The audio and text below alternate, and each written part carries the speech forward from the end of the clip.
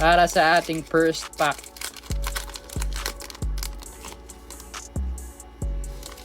Okay, empty pack na to mga bossing.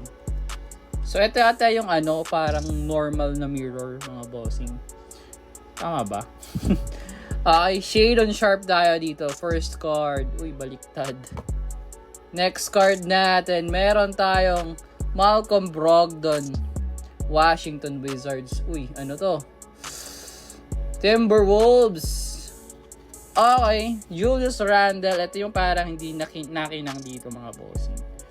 Ito ata yung red na insert na exclusive dito sa Mega Box mga boss. May isa nito is, ito ata maroon pala to. Yung red isa. Yung isa yun eh. Ito na, meron tayo ditong isa pang Dominic Wilkins mga bossing. Okay, Dominic Wilkins para sa ating personal break.